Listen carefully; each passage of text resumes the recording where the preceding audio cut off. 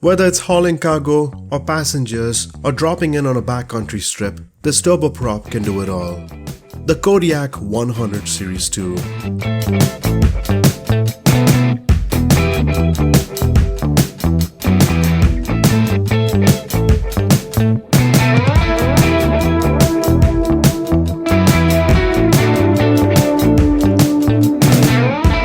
We are right here at the town of Waimea, that's located at the big island of Hawaii, parked at one of the hangars here at the Waimea Airport, located conveniently on the northern part of the island. The airport is a production of the team of Northern Sky Studios, by the way, who supported multiple simulators, not just Microsoft Flight Simulator, X-Plane 11 as well, with a major focus on Hawaii plus Alaska. With the coastal winds breezing by the sunshine, gives a good picture on the custom surroundings that's been made with the help of PBR materials, high-resolution building textures which appear to be lifelike. Looking at the aircraft, now SimWorksStudios have recently launched this model at their store. A single-engine turboprop that's perfectly designed to meet any given terrain. Be it backcountry, an unimproved airstrip like the ones at Washington or British Columbia, this can take it with ease. A high-wing aluminum airplane, by the way, not really designed for speed, rather versatility. Cargo ops, VIP transport, charters, passenger transport for sightseeing or rafting, skydiving tours, or just about any other type of operation you can come up with. This can handle it all. One of the things about aviation is how vast this can be, and this particular model has been designed to reach remote areas. Now, backcountry flying has its own zone, doesn't it? Perhaps the perfect type of destination with limitless possibilities. A closer feel to Mother Nature, to put it. By the way, ladies and gentlemen, quite often do we cover on what's best to the sim here. And if this is something you like, consider subscribing as it can greatly help us. Let's look at the history here. The first Quest Kodiak came out in 2007. However, the design stage was during '99, where the maiden flight was in 2004. After the certification in 2007, deliveries began right next year. Daher is the proud owner of this brand today. Quite an amount of upgrades have gone into this model, which led to the Kodiak 100 Series 2. Moving towards the inside of this bird, the Kodiak isn't an easy bet when it comes to modeling. The cockpit as well as many other areas have taken considerable amount of time for development along with systems. Quite a spacious cabin inside, and Quest has been successful in making sleek yet comfortable and functional interiors. Not a pressurized cabin, rather we have different interiors that's given. With a forward panel in, something to note would be the inclusion of the L3 ESI 500 electronic standby instrument, making the panel free from analog gauges. And this is a useful instrument that offers full navigational capabilities in case the G1000 fails. It's completely capable of VOR and GPS navigation. We have plenty of instruments perfectly lined in, observing the overall area of the cockpit. It shows the primary flight display, the pilot's audio panel, multifunction display to the center of the cockpit.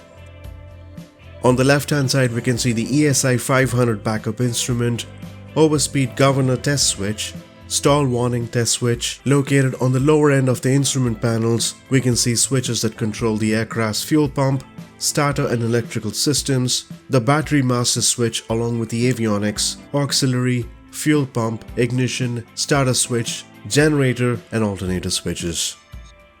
The right side of the switch panel contains lighting and de-icing system switches. All the lighting switches from the beacon light, strobe, navigation, taxi, landing and cabin light switches. The instrument panel lighting knobs along with switch panel lighting knobs as well. On the center side comes the lever switch, GFC 700 autopilot, the TOS inhibit switch, the air conditioner panel which looks quite functional and impressive, as well as the circuit breaker panel. A detailed center panel from the Hobbs meters, emergency location transmitter, oxygen panel, aileron trim, firewall fuel shutoff, elevator trim level, and levers including the emergency power, propeller, conditioning lever, flap handles, and the rudder trim switch.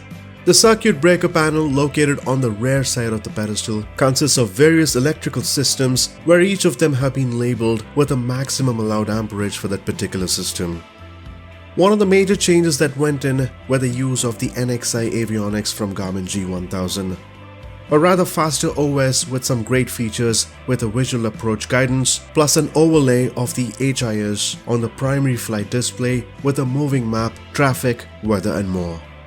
The good news about this model is that the integration has been made possible where the model comes with the G1000. At the same time, it's been configured to work with the NXI mod by working title.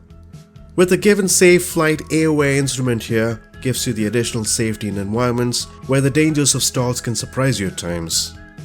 The ECS, which is the environment control system, appears to be well detailed here, plus functional from the auto mode to the windshield fog that's needed at times and other normal functions.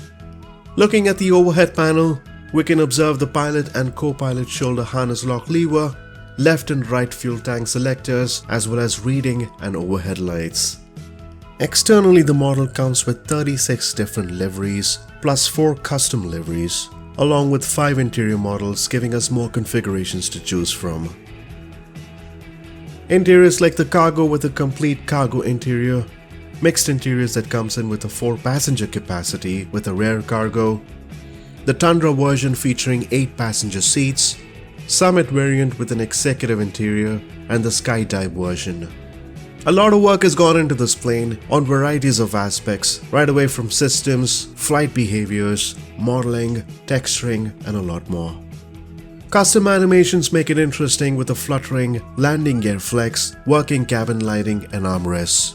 The sound aspect has been great, as well as with the high quality sounds that's been recorded from the actual aircraft.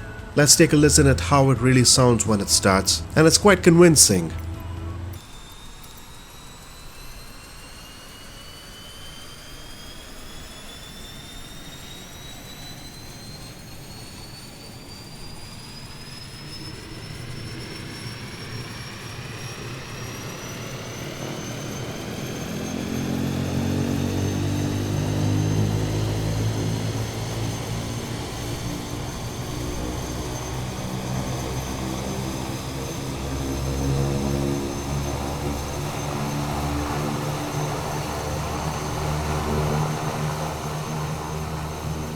Now every model has its flying technique. The Kodiak has a very strong pull to the left at maximum power and something to keep in mind during takeoffs. There are some minor changes which the devs would eventually notice. For example, the heating blur on the left exhaust doesn't seem to simulate it, rather just the right exhaust. This can easily be fixed, I would imagine. Overall, the model has been great and it's not easy to find any issues on the model as it's been a good surprise to us. A stable aircraft which is rather easier to fly, and I love the variety of options you get to have, especially with the interiors. It adds to different types of missions if you'd like. The livery what you see is one of those custom mod liveries. Now if you're a proud owner of this aircraft, a couple of great liveries can be found, and the one what you're noticing is the Ethernose 360 Missionary Bush Pilot livery. A great livery for a start that's gone through some changes. You could as well take a look at the Skytrek livery here, another interesting livery that could be used. 36 actual liveries to choose from, plenty of options here. Now few things about SimWorksStudios. Not many developers are really into flight simming, meaning the passion to improve their product constantly. 2 projects have been into the picture from these studios right from the start of the sim. The Okavango African Delta scenery, which is a great addition, plus the Zenith CH-701 STOL aircraft. So far this has been one of those few developers who run constant updates on their models. The STOL here has seen regular updates. Of course we do have the fly-by-wires team with their constant updates as well, but this team is rather smaller when you compare it. The number of updates what we've received on the Zenith STOL has been countless. What does this actually mean to us? Clearly, with one aircraft seeing numerous improvements over time proves the future for the Kodiak 100 Series 2. Right off the bat, this has been a great product and we ought to imagine what more updates we can experience. A phenomenal project, by the way.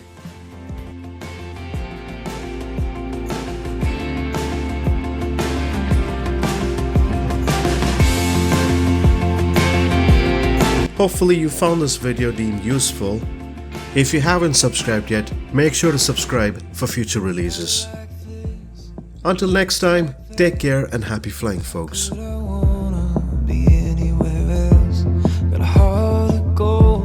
A soul to match can measure this moment in a photo.